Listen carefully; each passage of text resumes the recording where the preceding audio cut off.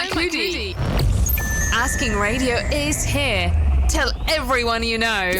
The wait is over.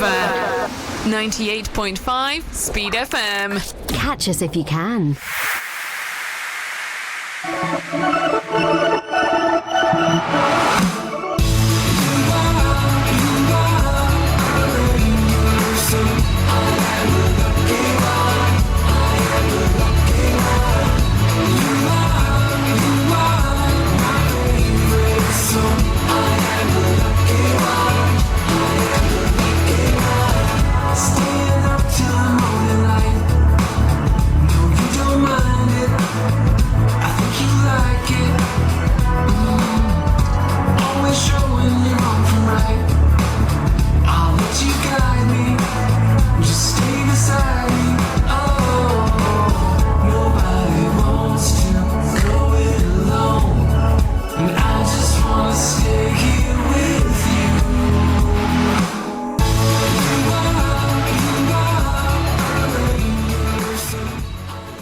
It's pretty welcome to the show for everyone. This is Extra Speed on Asking Radio 98.5 Speed FM Makudi, and I am King James YiYE.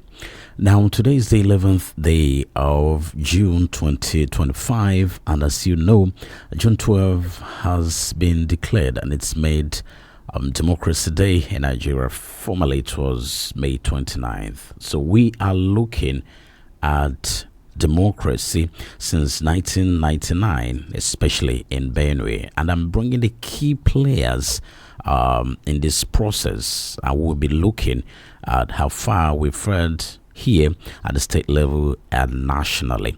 My guest this morning is Right Honorable Emmanuel Jime, joining me remotely. Honorable Jime, good morning. Good morning, King James. Right. So, good morning, listeners. Right, sure. Okay. So, let's start by you just keeping people up to speed. Those who don't know you, who is Right Honorable Emmanuel Jime? Once again, good morning, King James. Good morning. Thank you so much for having me on this program. Welcome. My name, obviously, as you know, is Emmanuel Jime. Mm-hmm. And my political career started with when I got elected to the State House of Assembly in 1992. Yes. During the Babangida experiment with new Democrats, so to speak. Mm-hmm.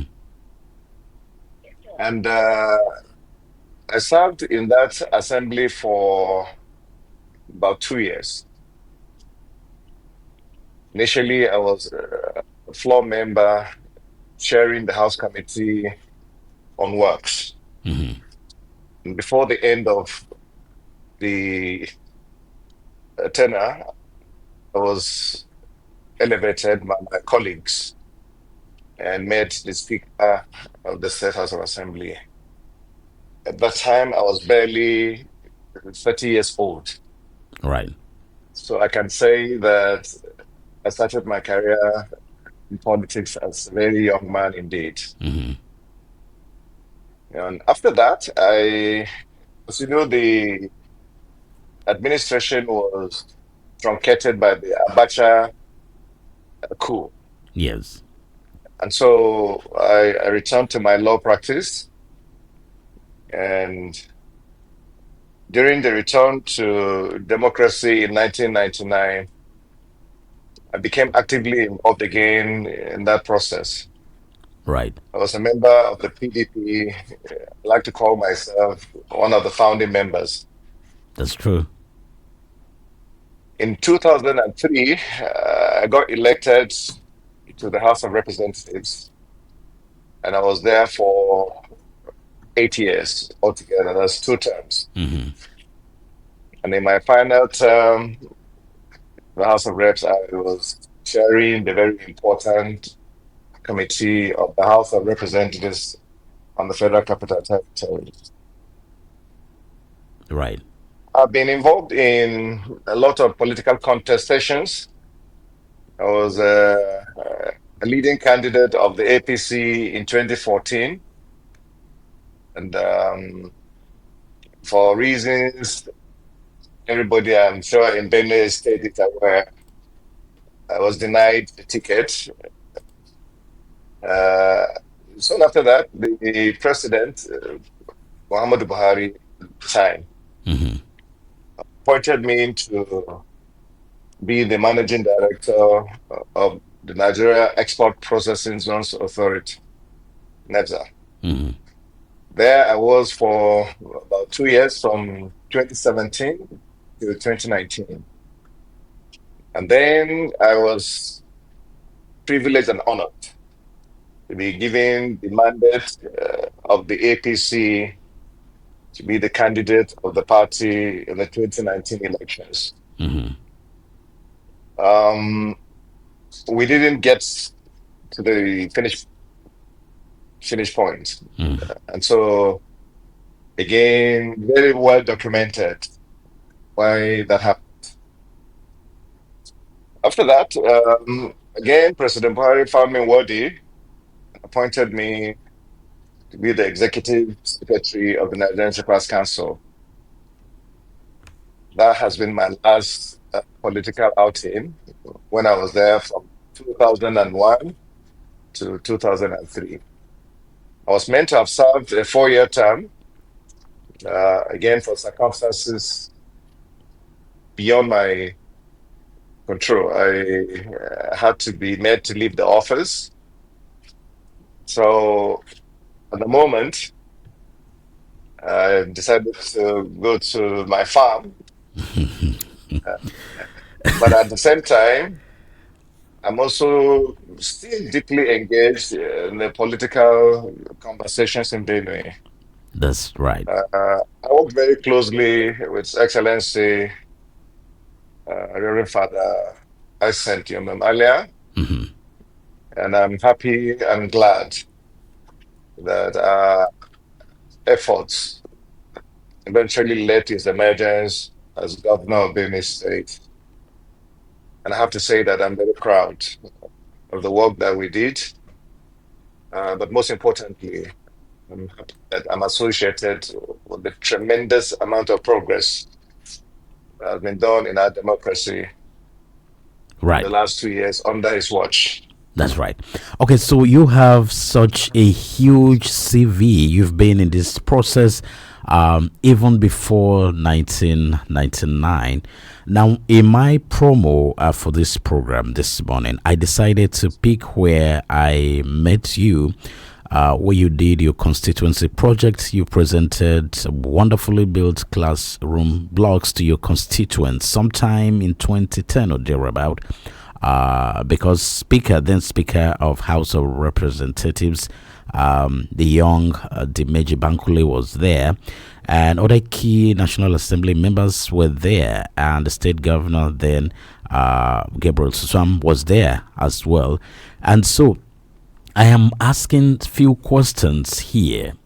That kind of power, that kind of strength, that kind of authority, that kind of unity that you had, you politicians, Benue politicians had at that time, that you could draw national presence here to your projects and you could unify with executive and all of that at the state level. I am not seeing it again. If it is happening, I'm not seeing it again. Why is there no unity in Benue State now in the politics? Well, King, that is a very complicated question indeed, because it's, I think, a matter of perspective and how you want to analyze political evolution. First, let me say the challenge that we've had in our democratic journey, particularly from 2019 till now. Or better still, let me go back as far back as 1999. Right. and to say to you that the leadership recruitment processes is so flawed that you have ended up with people who have emerged into public offices that were not prepared, that had no clue whatsoever what the responsibilities of those offices were. In that atmosphere, it is very difficult to have meaningful development. I mean, we have a situation in our state where people are brought into offices on the basis of a zoning formula. Right. The implication of that is that people often emerge because of that skewed process without the necessary preparation for the responsibilities of those offices. So when you have somebody emerge in that sort of condition, it is certainly impossible to have meaningful development because you can't put something on nothing. Right. So I think for me, that will define essentially why we have had the challenge of our democracy leading up till now. Right. And so it is also responsible in large parts for the lack of unity, for the lack of understanding that really ought, to govern the manner in which people who are in public offices relate with one another. Right. So now, two times, at least two times, during your political journey, at the state level here, coming to contests at the state level, you earlier mentioned your nomination that for reasons best known to whomever you were denied, but in 2019 again. You contested against a sitting governor, Samuel Otom. What did you see that he did wrongly that you wanted to take over or unseat him? Well, first and foremost, we are in an environment where there has to be political contestation. As you will remember, Otom, having been elected on the platform of the APC, midway into his term, decided, again for reasons best known to him, to go back to the PDP. Therefore, in 2019, he was no longer a member of the APC, and so the APC had to present a candidate because in a multi-party democracy, you can't obviously see a situation where only one person is contesting. So that, I think, will be the first premises. But let me say this. I believe that when you get elected into an office, the foundation on which you seek re-election has to be your performance in that office. Right. Therefore, re-election is referendum on the performance of the sitting occupier of that office. Right. Without meaning to be too harsh on my assessment of the autumn years, I believe that it is fair to say, and the jury is out, that perhaps we had one of the most atrocious administration Benue State has ever experienced in that period. Just give me any indicator of development on which you can judge that administration highly. Is it infrastructure? Okay, is it education? Is it health? And most importantly, what we like to discuss these days Is it in the area of security and the welfare of the people? There's no indication, no index of development that you can judge that administration and come out and feel proud that this is a government that all of us in Benue State will be proud of. I mean, we had a governor who, for God's sake, could not even construct the roads leading from Makurdi, the state capital, to his local government headquarters of Bajimba. Just think about it. Right. So clearly, there was a foundation on which we were contesting that election. Yeah. Remember, when I went to run elections, I'd always lay down in all of the offices that I occupied during my membership of the State Assembly, and of course, eventually my membership of the House of Representatives, and our performance in those offices, the greatest humility, met the standards that I believe are required of office holding. Mm-hmm. When I ran elections, I was running on the basis of the records of my performance in my previous offices. I was asking Benny and the electorate to judge me on those records. All right. It's Extra Speed. If you're just joining us, we're looking at Benue Democracy since 1999 and actually much earlier. My guest is Right Honorable Emmanuel Jime. He needs no introduction, but of course he has been active as early as 1992. From 1999, he has been Speaker Benue State House of Assembly. He has been a two-time member of the House of Representatives and chairing important committees and MD Nigeria Exports Processing Zone. He's contested here, and his last national assignment, the most recent, not last, Executive Secretary, Nigeria Shippers Council. And he's doing his farm work and still very active in Benue and Nigeria politics. And we are looking at this. At any point, if you want to call, it's 08084275464. That's 08084 275464, and you can comment as well. The players are talking.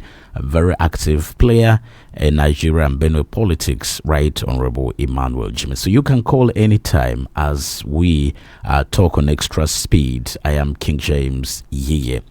Now, so back to contesting in 2019. You've given reasons why you felt you should unseat Otom or win over him in 2019. He went ahead to win. Did you see an improvement in his second tenure?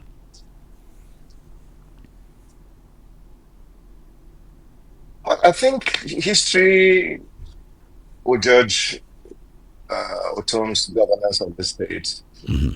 And I believe the judgment of history may not be very kind. I mean, 8 years in office, you were not able to complete the road leading to your local government. So if you couldn't do that, I mean, where else were you going to do anything? We had an office. Sorry. We had an administration that was more focused on propaganda. Right. Running an administration that was rooted almost entirely lying to the people. Mm-hmm. So I don't know how. Where else do we really want to put analysis and the assessment of the 8 years of that administration? I've already used one word in the course of this competition. Mm-hmm. I said, to my mind, Otom's governance of Benue State remains the most atrocious that has occurred on our land.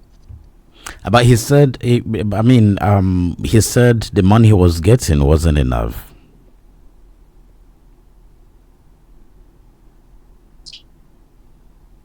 Are you Well, there? I don't know. Yeah. I don't know why that should be an argument that we can have. Hmm. The money that he is getting, was it any different from the money that Gabriel Susam had? Was it any different from the money that George Akume had? I mean, we've had governors before him. Okay, so we have a caller. Let's take this call before we go on. Hello, good morning. Good morning, Asking Radio. My name is Samson Blair Luga Esquire, calling from Makudi. Right, Samson SBL. Go on. Thank you very much. First of all, I want to congratulate your guests, Right Honorable Emmanuel Jime, who is in the studio this morning on this occasion of Democracy Day.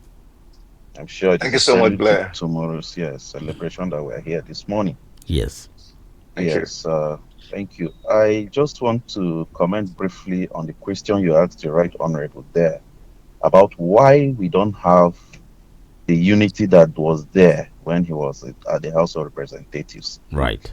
And he's an elder statesman and he has to measure his words carefully when he's engaging in public. Okay. In my opinion, if you ask me, we all know our problem in Benue State. He mentioned it on the surface about recruitment of leadership, but there's something deeper. There comes a time in the life of human beings that they have to sit down and reevaluate themselves. Why is this always happening? Why am I not being able to be in good terms with people I recruit into leadership? Is there something wrong with me? Or is this something wrong with the society or the process of recruitment or those people I recruit into leadership positions? I think by the time we begin to individually ask these questions to ourselves as leaders in this state, then we'll know the way forward. Now, there were times in this very state we could have the entire leaders of our state sitting in one place and taking decisions. When it came to maybe allocation of resources, I know there was a point that our leaders used to sit together and say, this is what is supposed to be for what. It was not just one person controlling the entire structures or the entire system. I don't want to mention names, but by the time we start asking ourselves sincere questions, then we'll know our problem here. My only plea this morning is that our leaders should be able to swallow their pride, let me put it that way, and reassess themselves and know exactly where the problem is coming from. If it is a matter of godfatherism in politics, I don't think godfatherism or mentorship is a bad thing. The person that leads our country today, President Bola Ahmed Tinubu, you know that he had almost all his commissioners in Buhari's government then as ministers or heading one MD or the other. And now there are still those people around him. Why is it difficult for our people in our state, especially from our side of the divide, the thief people, to have that kind of mindset to groom people properly, and then when it comes to a point that they need them, they all rally around such a person. Right. So let's do a soul searching, especially our leaders in this state, to see where the problem really is. Thank you very much for your time. Thank you. Thank you, Blair. Okay, so that's Samson Blair Luga. So you heard him. Yes. Before that, I think you just take note of what he said because I have another call. Hello, good morning. Yes, hello, good morning, King James. Morning. Thank you very much. My name is Kenneth. I'm calling here in Makudi. Right, Kenneth, go on. Thank you very much. Congratulations to your guest today, Right Honorable Barrister Emmanuel Jime. Good morning, sir. Good morning. Thank you very much. Yes, I think your lecture on the radio this morning was well comprehended. At my own end, I must commend you and congratulate all of us in the state. You see, I want to comment briefly about the asked about why there is no unity in the state over the years. From my own little understanding, I'm from Benue, and what we have seen over the years, it was nothing but some specific individuals, turn the state into an enterprise. To some extent that, the masses are actually going through a lot. But we have a problem in the states where people don't voice out. We don't speak out to our rights. We keep quiet. Up to this moment, that we have a reverend gentleman, on the wheels, that he said no. That kind of trend must stop. Let's look into the box. Let us try to go back to our drawing board to see if we can be able to put the record straight. And that's exactly what the state is going through today. Now, talking about the unity, our people said when you want to, somebody who has stayed in madness for a long time doesn't throw stones anymore. You rather gather stones. Mm-hmm. But in our own case in the States, we rather throw stones, even as much as we stayed into this madness for quite a long time, which is not good, it's not healthy for us. Take, for instance, most of these people who are there. I believe Barrister Jime, when he was the Speaker of the Benue Assembly in the early 90s, he was a young man. As one man, some of us have actually carefully watched him. We understand that, yes, if you're a nice person within the Benue axis, you're not supposed to be given the space. But his God's grace, that the Reverend gentleman came on board, because a lot of people never knew that he's such a person. And then we are blessed to have him today. He's one man that all Benue State indigents, sons and daughters, need to rally around him. I commend anyone who is up there to do the right thing, to do needful. We have actually gone through a lot. Today, when we're talking about states who were created in 1976, to date, you can't compare Benue with Ogun State. They were created the same day, the same hour, the same minute. But Ogun State is far away from us. So what do you think our leaders should do to make us meet our mates, grow to meet our mates? This is very simple, James. I'm King. It's all about we riding around someone who is doing the right thing. Go back to the drawing board. What are the problems? Keep people together. The leaders who are there, who claims to make people leaders today, let them swallow their pride. Let them subdue their pride. Let us come back to the board, young, old, and whatever we have around us, to put our hearts together. The Reverend gentleman is actually doing great to the state. Why do you throw stones on the man? Why do you try as much as possible to hit him so hard? I don't want to mention names, quite okay, but everybody knows. I have so much belief that a lot of people, 1 million or 2 or 3, thereabout, are listening to this program. Okay. And it's going wide. All right. I want to commend you, James. I want to commend you, James, King James, for a wonderful program of this kind. And of course, the other state man who is listening, who is there in the studio to talk about the state, Mr. Jime, you're a great man. Continue your work. Whatever you think you're going to do for the state, the Reverend gentleman is doing great. Let us support him to take the Benue to another level. Thank you very much. Thank you very much, Kenneth. So, right, Honorable Jime, you heard him, but before him, Samson Blair Luger, if you remember what he said, maybe we start from him, you comment briefly before we take more calls. Yes. Okay. First, let me apologize. I lost you for a bit. Yeah, I noticed that, yeah. But we're back now, so. Yes, we are, yes. Yes. Samson Blair, you're right. I'm an elder statesman now. So clearly, one has to be guarded in the remarks that you make.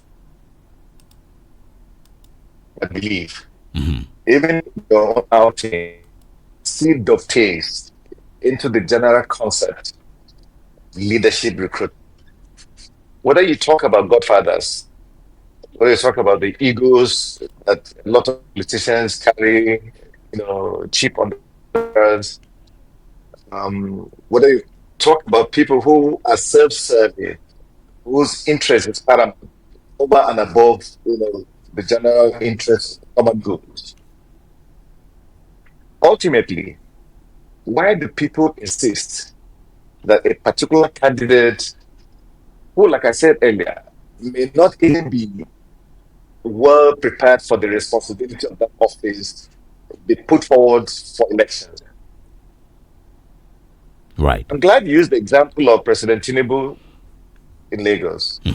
And you should that's how I relate with what has happened. That's your evidence. Exactly. That's your evidence. So I totally agree with Samson. All the statements he made and the proposition he has put forward. Right.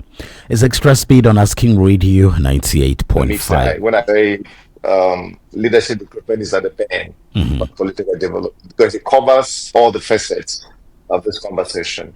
That's true.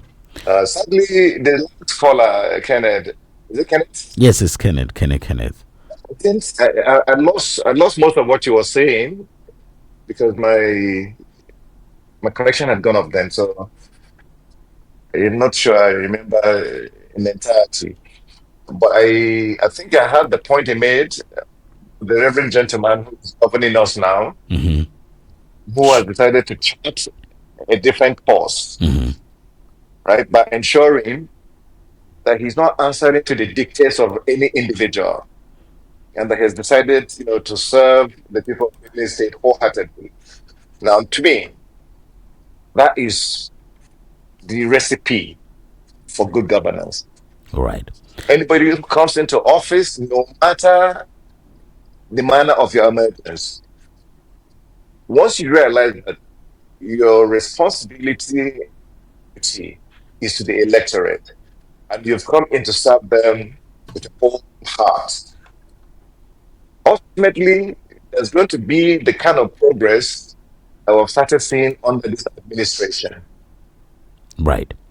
We So, have. yeah, I mean, valid issues, a valid point that my brothers intervened and contributed. Right. We have another caller. Hello. Good morning. Good morning.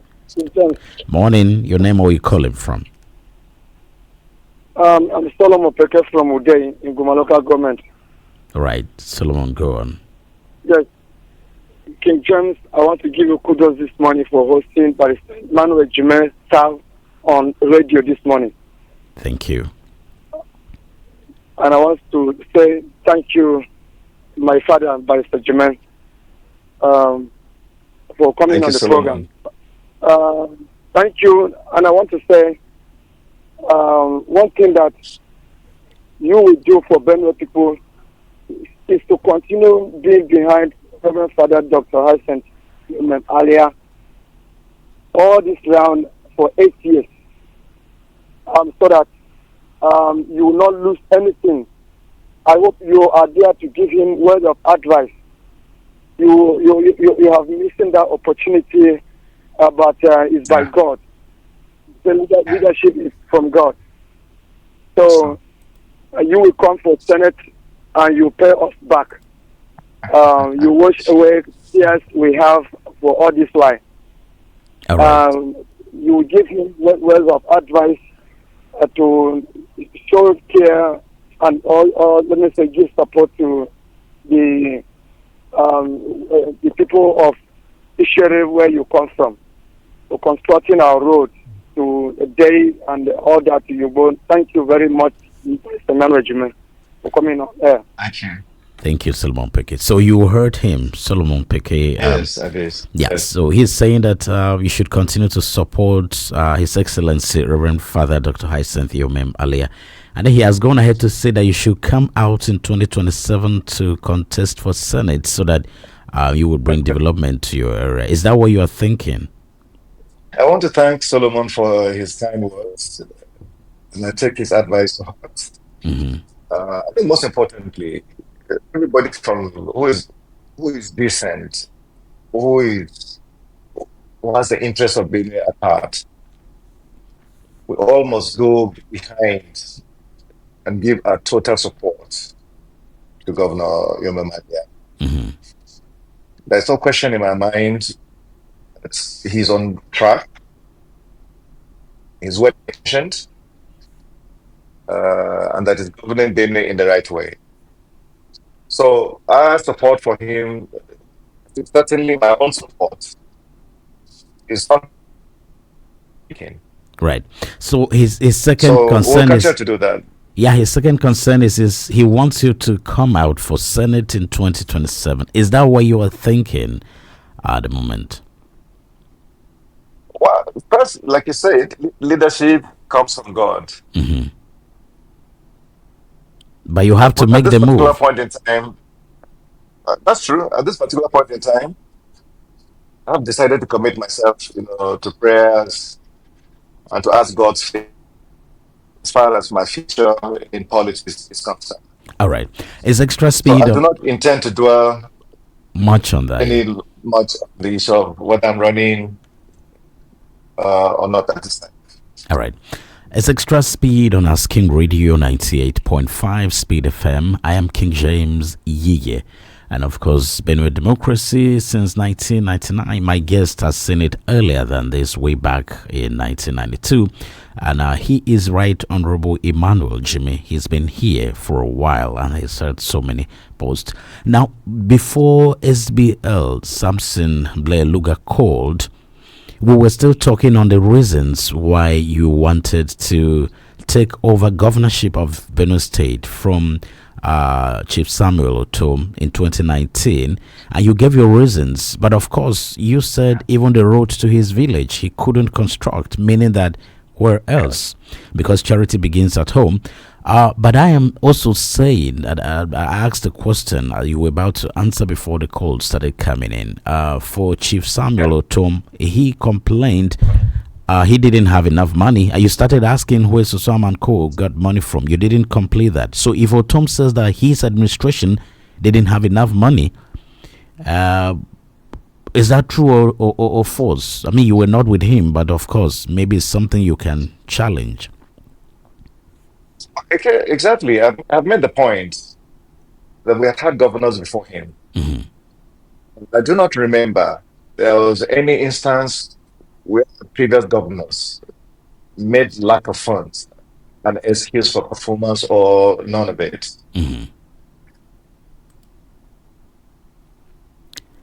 You also said that his government was just based on propaganda, but he was saying that he was having sleepless nights because of insecurity.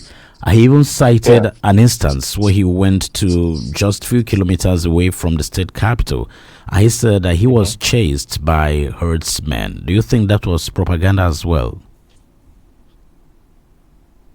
The issue of insecurity in Benue is one that is very emotional. I mean, first, let me send my condolences, Kings, if you permit me, Yeah, go ahead. to all the families of our beloved citizens of Benue State who have lost loved ones due to this unnecessary, needless, dastardly acts of bandits and as well as terrorism. I mean, this is somebody in Benue State that is not touched. We're confronted with this issue. Maybe along the way, I'll try and give an insight into my understanding of why we've had this situation for as long as we're having it. All right. But that being said, I remember Governor Gabriel Sosa on one occasion when he was visiting Baduna during the height of this particular crisis, was shot at. The same way as Governor Otom says he was shot at as well. Now, if you put Governor Susam's administration side by side with Otom's administration, that did not harm us Susam. As a matter of fact, Susam was even more fixated in solving this problem in a manner that was more consistent with the ideas of democratic tradition. We all supported him. I was in the House of Reps at the time. I remember, by the way, as early as 2011, I was the first person on the floor of the National Assembly in Nigeria to draw the consciousness of this country to this crisis that we're facing with Fulani herdsmen. King James, I'm on the front lines. My village is sharing boundaries with Nasarawa State. Right. So we are always the first set of people to get attacked every time there is an incursion. But we do not talk about this from the point of politician trying to get political sympathy and use it for political purposes. To me, I think the undue politicization of this matter in a manner that benefits people for their political advancement is counterproductive. Right. So while we recognize that we have a big problem, that we have an issue that we need to deal with, Right. let's not allow anybody to cover our faces with wool and give the impression that they're doing so much in one area and that is the reason why they're failing in other areas. Because the fact of the matter is that every other governor that has come before Otom confronted this issue, but was still able to put development side by side. And by the way, go to Borno State and see what's happening there. Right. The crisis in Borno State, in my estimation, far outstrips what's happening in Benue State. We all know, I mean, the records are there for everybody to see. But look at the development that has occurred. Go to Maiduguri, and you will see what has happened there. So I totally disagree with this assertion that because Otom was challenged by insecurity, therefore that's an excuse for the non-performance. All right. So it's extra speed, and we are talking democracy. We have another caller here. Hello. Good morning. Good morning, King James. Morning. My name is Teve Akase. Morning, TV. Yes, and I'm listening to your program. You're welcome. Good morning, Right Honorable Emmanuel, Jime, former speaker. Hi, Hello. my guest. Are you there? Hello. Hello, King James. Yes, I can hear you. Trying to connect back to my Okay, guest. well. Yeah, go on. Yeah. Well, Good morning, I'm listening image to- maker. Okay. Yes. I do. Good morning, Right Honorable. Good morning. Yes, I'm listening to you. Quite incisive program. You know, King James is known for raising this Good kind morning. of issues, and well, I've just called to correct some impressions that you are creating, sir. And one of which is that Governor Otom wrote on the mantra of propaganda, and you are even trying to make the whole insecurity thing look a joke under him, and I think that's quite unfortunate coming from you, sir. With all due respect, I understand that your village is not accessible as we speak because of insecurity. And for some time, it's been so. And if a governor says he was shot at, I wonder why you believe that Suswan was shot at, or you do not believe that Governor Otom was shot at. And the DSS guys, the policemen, the soldiers who were with Otom, I believe they report to their headquarters. If Otom was lying, those people... Yeah, he didn't say he was lying. People would have... Yes. Now, another thing is that the issue of funding that you talk about, that's also not correct, sir, because under Governor Otom, the allocation to Benue State at that time was an average of 3.5 billion, highest 4 billion at the time. This government is receiving more than 15 billion for only the state. Yeah, and Teve, he didn't compare with this one. He compared with Suswam's. So if you say Suswam's administration received higher, then you'll be making your point. Perfect. Now let's look at Suswam and Otom. Right. During Otom's time, Nigeria went into two recessions. And COVID-19 was also there around 2020. And those recessions dropped the allocation of Benue to below 2 billion. And the wage bill of the state, if you look at overheads and other payments, the wage bill of the state was running more than 3 billion. Now, in 1 month, sometimes Otom will receive 1.3, 1.5 billion, and you had a wage bill of over 3 billion to handle, including overhead. So it wasn't the same thing under Suswam. Under Suswam, Nigeria did not go into any recession, and remember that time, Nigeria had so much money that the Sovereign Wealth Fund was instituted by the Jonathan administration. Governors had to go to approach President Jonathan to release that money to them, and they shared it, led by Chubike Amechi, who was the Governors Forum chairman at that time. Now, and then the issues of Shopee, the issues, many allocations were made, many funds were available. So you cannot compare the Suswam time to Otom time when Nigeria ran it. The Buhari government was borrowing to pay as well, to pay salaries, and 28 states were not paying salaries during the Buhari time because the funds were not there. But now in Nigeria, no state is owing salaries because they have so much money, much money Teve, that once they don't again, know what to do with the money. Teve, once again, he drew comparisons with previous administrations. You cannot draw the comparison just and leave it at that. No, hold on. First time. Hold on. Hello, so, what he said sir. he compared what happened before Otom's administration.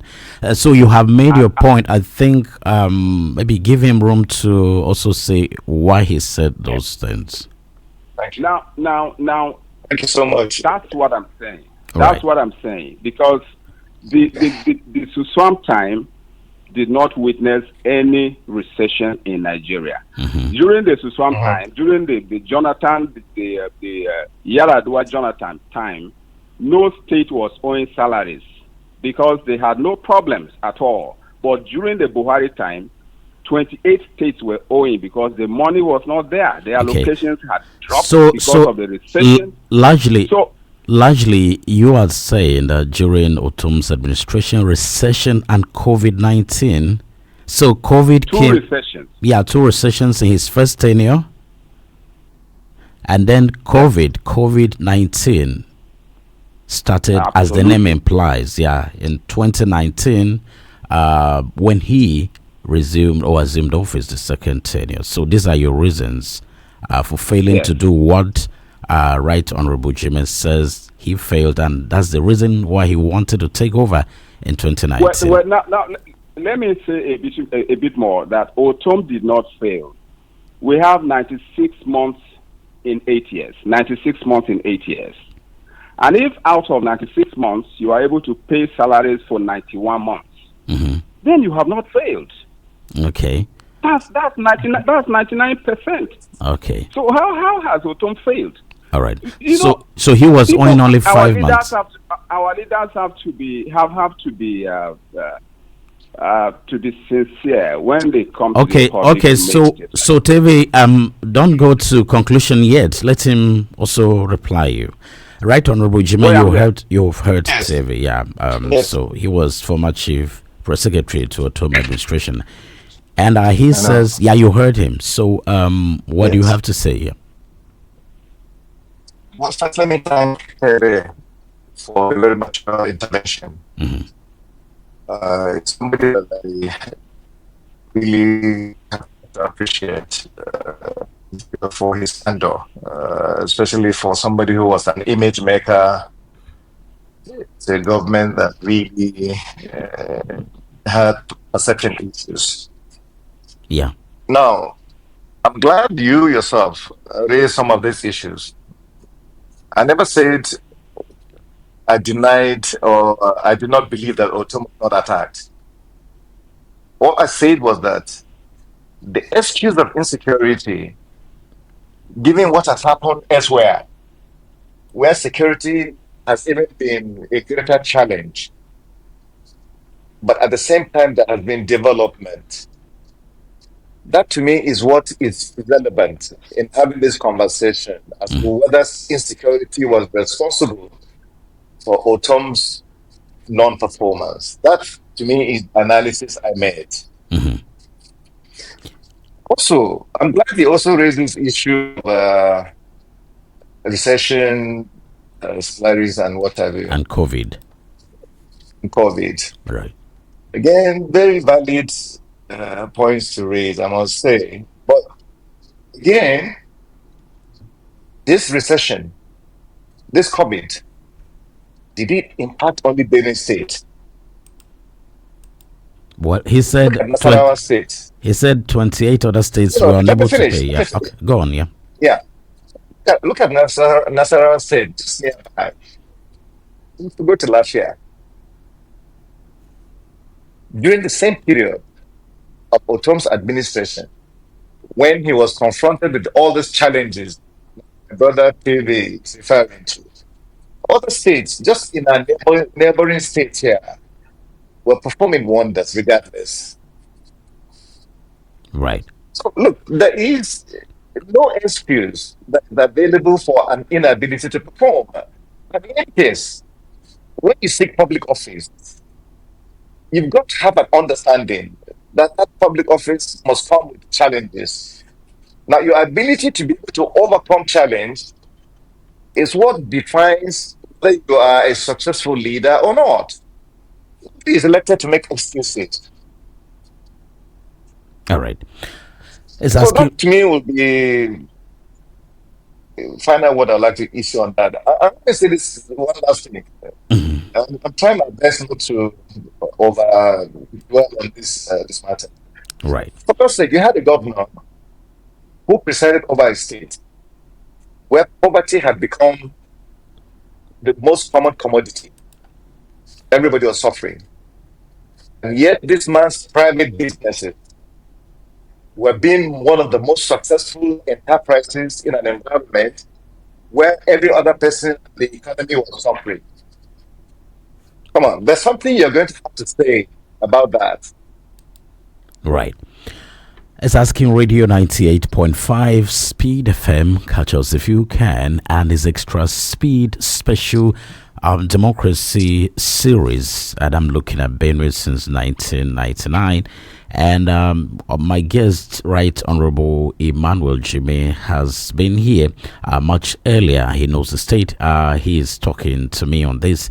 You can contribute when you call 08084275464. That's 08084275464. Hello, good morning. Hello, King James. It's Teve. All right. Okay, so Teve, yeah. Yes, well, I want to again send my respect to Right Honorable Emmanuel Jime and to once more disagree when he compares Governor Otom and other governors. Then the difference is there because the reality is that Benue State's wage bill is far higher than that of Nasarawa, Kaduna, and other states. In fact, Benue, before now, Benue was paying the highest salaries in northern Nigeria, third only in the country to Lagos and River State. Benue was paying the highest wage bill in northern Nigeria and third highest in Nigeria. These records are there. Jime can call his friend, the governor, to compare these things. So now when you have an allocation that was so small, like Otom had, and with what, remember that these salaries were increased just before Suswam left government. This is the point that our people need to know. It was Suswam's administration that increased Benue's salaries above the 30,000 that the government of the Federation later increased. And Suswam said this thing himself. So he didn't pay that up to 8 years. He paid a few months and couldn't pay again. Then Otom came in and began to pay above the ceiling of 30,000 right from time. That's why when salaries were increased in Benue State, we only did what was called adjustments from levels 1 to 7 because already Benue civil servants were receiving above 30,000 naira minimum wage. So there was no point increasing it above that. this is another point that people need to know, because Otom didn't have the money that could have sustained such a salary, and that's why he called for the first time. Civil servants in Benue State were brought to the joint allocation table, and they knew exactly how much was coming in. They knew exactly what was going out. That was why in 8 years, Benue civil servants didn't go on strike under Otom. Okay, so Tebe, you actually analyzed 96 months in 8 years. I think that's what you said, and you said out of which Governor Otom paid 91 of those. So would you say that the large outcry of civil servants and one of what they consider failure of Otom's administration is inability to pay salaries and pensions? So would you say these civil servants are just ingrates? No, they are not ingrates, and the reason is this. When Otom came in, he inherited 72 billion of outstanding in salaries, pensions, and gratuity. Yeah, I heard all of that, but when you did analysis on 96... you said... Hold on, sir. Hold on, sir. You said 96... I'm just because others need to call. You said out of 96 months, he paid 91 months. You said that is 99% success. So I am explaining something. Yeah, but I just wanted to be brief. Are they ingrates? Yes. The problem here was that of pensions and gratuities, which Otom received from the previous administration, and some also received from his predecessor. So Otom did not accumulate the pension and gratuity arrears. He inherited 72 billion of that, and by the time he was leaving, he had downsized it by 42 billion, leaving only 30 something billion. Now that's the point that should also be made. But lastly, let me appeal to His Excellency Emmanuel Jime, that when two brothers go into a contest and one is favored by God to win, this should not become an everlasting enmity. Otom is Jime's brother from Minda. They went into a contest twice, and Otom won. So this shouldn't be what can, at any given opportunity, Jime will be running down. Anyway, Teve, I think it's just a question I asked Right Honorable Jime. As you know, the ethics of this profession, I have the right to also protect my guests. So I asked him the reasons he had, for contesting against Otom, and I think it's just natural that he should tell me. So, Right Honorable Jime, you've heard TV. It's also natural that he should, defend his boss. But from the analysis you are making, do you really hate Chief Otom? I mean, once again, let me say offer my respects to the. Obviously, he has earned his pay. He did a good job as an image maker. I'm actually impressed. He has continued to do this job long after the left office. He's entitled to his alternative facts. But the fact of the matter is that the jury is out. The judgment of history, as far as Otom's governance of Benue State, is out. And we all know what people feel. So we can come here and try to sugarcoat, give all this data that really have no bearing in the lives of people. Again, like I said, maybe we're still earning our pay, so that makes a lot of sense. Right. But the point is made about hatred. Yeah. That, to me, is one of the most unfortunate remarks that I've heard anybody say. This point about Otom contested elections and God favored him. The implication of that statement is that perhaps I'm Satan's son. Well, why would God prefer one person over the next person? I mean, sometimes we impute religious motives and arguments in a conversation that is completely manipulative of human tendencies. Right. Teve and I know how Oton became governor in 2014. So what's he talking about? What has got to do with manipulating the process? Right. I don't hate Oton for anything, but I'm glad you brought this conversation. I have no intention of discussing anything about Oton. I mean, all the time that I have been in public light, TV should give the evidence if he has. Has he ever heard me mention Oton's name anywhere? This is conversation today, and it's because the matter was brought to my attention by you, the anchor. Yes. That's why I have to address it. Exactly. Okay, So there's no hatred. of course, point made. It's Extra Speed on Asking Radio 98.5 Speed FM and Benue Democracy since 1999 or much earlier, if you like. My guest has been at it all, and he is Right Honorable Emmanuel Jime. He has been there during the military era as well. That's military and civil administration. He was part of it as well in 1992.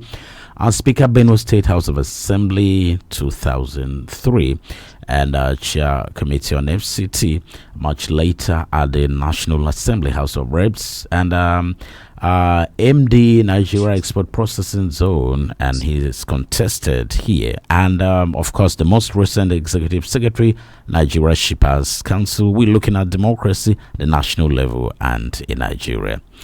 So you can call 08084275464. We're stretching this because it's a special democracy series, and so it can go on. 08084275464. On Facebook as well, we're streaming live, and we are on Radio Garden and online at askingradio.com. So any of these platforms, you can join us. Hello, good morning. Good morning, Mr. KiNG JAMES YiYE. Morning. What's your name? Are we calling me from? My name is Amase Tepasi, calling from BBA Quarters, Logo 2, Makudia. Amase Tepasi, welcome. Thank you, sir. Yes, I highly appreciate Emmanuel Jime. We are happy to hear your voice. I just want to contribute over this issue, very brief. Which of the issues? This question that how Benue or Nigeria will come together to unite our states, or Benue to come together to unite our states. Okay, so the question, I was specific. I said during his time, I witnessed where he brought the Speaker of the House of Representatives, Dimeji Bankole, to his constituency to commission his projects, and other high national politicians and the state governors. So I witnessed that. So I asked him, if they had that kind of unity towards progress, why don't we have it? That was the question. Okay. The issue now we have is now in the state, according to my own observation. Issue, we, especially we chiefs, let me emphasize on we chiefs by tribe. We like pushing another person into problem, and we standing as a good person to show clearance to people that are looking onto us that we don't have fault. Or if we don't do so, let me know what is your challenge. Let us come together and put ourselves together to move our states, to move our young men. Instead of having issue, and I can remember what he said, and another person pick it as reception and begin to say some things. All these things, we should leave it away and concentrate, focus on how to grow, to move our state, hoping that maybe our children also will benefit what we invest. Instead of fighting, these are little fight that if we come together, we can move ourselves together.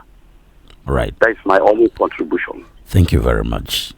So sometimes, well, just as he has said, for instance, we're looking at democracy, and I'm asking you what reasons you had to know that somebody who was a sitting governor and wanted a second tenure, the reasons you had. These are just almost like manifesto or what you would have said at a campaign. So which is what you are still saying. And of course, I'm still going to ask a question about Chief Samuel Otom, because it's an administration that you wanted to, I mean, not just wanted, it contested over. So there are a few things that I'll still even ask you. But of course, what the last caller says is that we shouldn't, blame each other and all of that. You want to comment on what he said before we go on? Well, I think he's made a valid point. Everybody in Benue now knows that this blame sharing is not likely to take us too far, because there's a lot of blame to share anyway. Right. If we recognize that we have a shared destiny and that ultimately every one of us is concerned about the development agenda that we should set for Benue, and that is the reason why some of us now are calling on all of us, regardless of party or ethnic colorations, religious, what persuasion you may have, to put the interests of Benue first. And in doing that, recognizing that we have a governor in office who is governing Benue with a public spirited mind. So all this talk about the divisions and the lack of unity, we now have an opportunity to bury the hatchet and come together as one family, support this administration in whatever way possible, and let us see down the road what the future may hold for us. Extra speed on Asking Radio 98.5 Speed FM. Catch us if you can. Quickly, I'm going to Facebook. Good morning, King James Yiye, and good morning, Right Honorable Emmanuel Jime. Before I just read this, let me go back here and just take this call. Hello, good morning. Hello, good morning, James. It's Kenneth back again on radio. All right. Yeah, I want to commend you most kindly, for providing this platform.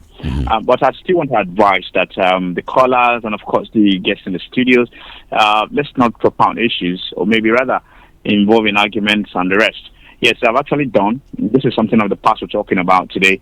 But we really need to look forward at it. At some point this will actually, maybe after here, it will generate a lot of, hits around the cyberspace and in the political stage, rather. So I want to advise, and then let us just be one people. And of course, as the unity is just the best thing that we can actually embrace at this point in time, where we have a lot of challenges. The Reverend Gentleman need everybody's support. The government need everybody's person's support. So, irrespective of everything, political affiliation or whatever, anywhere you belong, if you have a good idea, try to bring it on table. I think the Reverend Gentleman, the governor, is ready to welcome any good idea, a productive one for that matter, that will enable us move forward. I believe he's not going to hunt anybody, and I believe it's going to work for the interest of all of us. I thank you so much, most kindly. And of course, I commend everyone who has actually spoken here. The guest in the studio, Barrister Jime, a great man. Tevi Akasi, a very wonderful young man who has actually been vibrant. Let's not just swallow whatever we said here. Let us not take it up to ourselves. It is good for us to listen and, of course, contribute our quotas. Thank you. All right, thank you. Okay, so looking at democracy since 1999, I mean, whatever we're saying here is also for the good of Benue State, but you can't, I mean, you've advised them, so whoever is listening, I also think it's for the good of Benue. Back to, okay, we have a call here. Hello, good morning. Yeah, good morning. What's your name? Are we calling from? Okay, my name is Jennifer. I'm calling from Neiman. Jennifer, yeah, go on. Yeah, mine is just to comment. I love the program. Mine is just to comment Right Honorable Emmanuel Jime. It's been a while since I heard his voice. I knew him very well when he was at the House of Representatives, and he practiced the real thing about democracy, government of the people, by the people, and for the people. I remember he gave scholarships. I knew people that benefited from his scholarships program abroad. And I used to listen to one of his radio programs where constituents will avail what he has done for them. And if you guess correctly, or if you say correctly, you even win a prize. People want serious gifts, DVDs, TV sets, and yes, I think so. Did you win anything? I tried, but I never won because I wasn't from his constituency. You would have relocated. I wasn't from his constituency, but I have a friend that won a DVD, I think a DVD set. Mm-hmm. And then it was such a big deal. So he really practiced democracy. I think we're celebrating Democracy Day. Yes. And so if every politician is going to be deliberate about that, I think it will take us very far. So I wish him good luck. All right, thank you, Jennifer. Okay, so I think Right Honorable Jime should buy those things again and give people. She remembers that. Anyway, so we're moving on, and let me go back to Facebook quickly. Good morning, King James Yiye and Right Honorable Emmanuel Jime in the studio. I always appreciate your tireless efforts for working every day to bring out something reasonable. Keep doing us proud. I'm streaming live in Ikoyi, Lagos. This one is rather long. Good morning, the king of Asking Radio and the Right Honorable Emmanuel Jime. The journey of democracy. He's saying that he's so impressed with the question that I asked about the unity of Benue political leadership. He says this question is very deep questions that requires an answer, and the Honorable Jime is very, very correct to the point in giving his own insights based on his convictions. I like that point he made. Since 1999 till today, I grew up to a level where I know the truth if I see one. And I'm convinced that no governor in the history of Benue State has been able to deal with these issues simply the way Reverend Father Hyacinth Alia is doing. How he understood the textual structure of governance in Benue, and I don't think someone else got it right like he did. Meanwhile, politicians must be very careful with the kind of knowledge they are instilling in Benue youths.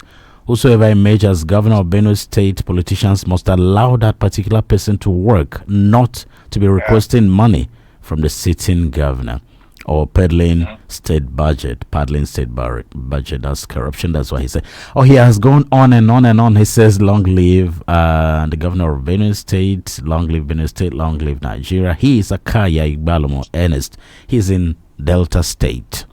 So he says you answered the question on unity very well, and he's happy with you. Are you there? I say my thanks to him. All right, he's still watching. So I also would like to say thank you to the lady that called. I think that call made my day. Yeah, it made mine too. It softened everything. Okay, so now going on, the truth is we are talking about democracy since 1999, and of course I'm promising the unity that you brought the attention of the world and the federal National Assembly members and all of that, and I actually based this on that issue of unity. But going back to your national assignments, you mentioned that you were supposed to do 2 terms as executive secretary of Nigeria Shippers Council. Why do you think you were not allowed to do this, to complete your term? It's the dirty politics that we play in our land. So okay, dirty politics that we play in our land. Yeah. Okay. So okay, obviously you've given your answer, because sometimes we hear speculations and all of that. So but perhaps somebody said that as a statesman sometimes you don't want to say certain things. So because when we hear radio is not social media, so it's not speculation. So sometimes we want people to say these things for the records. So that's what is happening here. It's Asking Radio 98.5 Speed FM. Catch us if you can. And it's Extra Speed and I am King James YiYE. Right Honorable Jime is my guest. I've overstretched this program because it's special Democracy Day edition. So I'll be taking calls, but we can end at any point now. Hello, good morning. Yeah, good morning. What's your name? Are we calling from? My name is Honorable Beggar Alfred. Right, Honorable Beggar Alfred. Where are you calling from? Yeah, I am the representative of your guest. Okay. At the Benue Democracy. All right. I just called in to commend him for the outing so far. You know, he has been an eloquent speaker, and today too he analyzed issues. So I'm so happy with him. I just called to greet him. Okay. So, Right Honorable Jime, you heard him? Thank you, my yes, leader. that's my leader. Okay. Okay. Thank you so much, sir. Well spoken, sir. Thank you. All right. So it's Asking Radio 98.5 Speed FM and it's Extra Speed with me, King James YiYE. You can call 08084275464. Benue Democracy since 1999. Hello, good morning. Hello, good morning. What's your name? Are we calling from? Yeah, my name is Michael. I'm calling from Gadi Layout. Michael. Yes, sir. Okay, Michael, you have just one name. Oh, my name is Michael Gadi. Michael Gadi. Okay, so Michael, go on. Okay, I want to really appreciate this program and the guests in the studio. I didn't meet the program from the beginning, but that I met, I really appreciate. Right, his, right, Honorable Emmanuel Jime. Yes. Yes, I appreciate the way he digested the whole thing. We're really enjoying democracy. In fact, over 40 years now, but this is the time that I've really seen democracy, where there are lights everywhere, good road. As I speak to you now, there are constructions everywhere, right? Even in the layout here. And this is democracy, and this is coming from the current government. So I really want to appreciate the government, the current government, current administration for showing me and making me feel the impact of democracy. And lastly, I think from what Honorable Jime has said, I don't see any need why there should be an argument between him and TV Akasi. It's just an analysis that he's giving, but it actually turned out to be like a debate. This is not a debate. We are the citizens. We are the people to feel democracy and talk about democracy. Coming to defend what somebody is talking about democracy, we are the people that are feeling democracy. So it's we that will tell you that we are feeling or whether we don't feel, what we feel and what we don't feel. So I think coming to defend what somebody is trying to analyze based on previous government is just like coming to defend it. That is just it. But we are feeling democracy now. It is clear. It is obvious. Right. Thank you. Thank you very much. Okay, so you heard from him. Honorable Jime, you heard the guests, Michael Gadi. All right, so yeah, if you can hear me, Right Honorable Jime, Right Honorable Jime is actually now in the studio. He's joining me remotely from a remote location, so sometimes the connection. But if you can hear me, you heard the last caller. And we have another one. Hello, good morning. Good morning, sir. What's your name? Are we calling me from? Yes. I am Honorable William Emmanuel, calling from Agasha Azon. Yes. From Kumaloko. Right. Yes, I did. Okay. Mm-hmm. Okay. Yes. Yeah. So another caller is here. So go on quickly. Make your Thanks point. once again. I mean, for those who are intervening, I'm happy that we're reaching as many people as possible. All right. So yeah, go on now. We have a caller. Yeah. I say I'm from Gumaloko government, from Agasha. Right. I just want to praise, but right honor. I know him very well. You may not tribalize. at all. Hello? Okay, so Hello? yeah, we're still here. So it's Asking Radio 98.5 Yes, I can speed. hear you. Yes. Asking Radio 98.5. Can you hear me? Yes, I can. Okay, so as a way of rounding off the show now, we've gone past the normal time, but because of special edition of the program. So I started with the issue of unity among you and bringing that might here for our state to go forward. So what do you think is the way forward?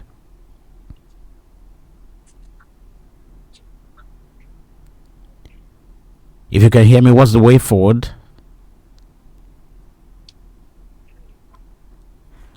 Okay, so right, Honorable Jime, if you are able to reestablish contact with me, then I'm asking you the way forward so that we conclude the program. Okay, so I go back to Facebook and read your messages, and when I get contact, reestablish contact, Kenneth actually says, I think by working together in unity, political leaders in Benue State can actually drive success and achieve their goals more effectively. That's one way of getting to the promised land. Honorable Jime, what's the way forward towards attaining unity in our state? Can you hear me? Yes, I can hear you. So what's the way forward? How can we... Can you hear me? Yes, I can hear you. Go on and... I can hear you, but can you hear me? Yes, I can hear you. I can hear you. So if you can hear me, go ahead and tell us, as a way of rounding off, what can we do to bring unity? There's a connection problem. I can't hear you anymore. Okay. So obviously we've lost connection, but I think Kenneth has made the point. In summary, he says, I think by working together in unity, political leaders in Benue State can actually drive success and achieve their goals. So if Honorable Jime, if you can hear me, you can just go ahead and talk. I am asking you what can be done to bring unity. Can you hear me? Yes, I can hear you. So I'm asking you what can be done to bring unity back to the state.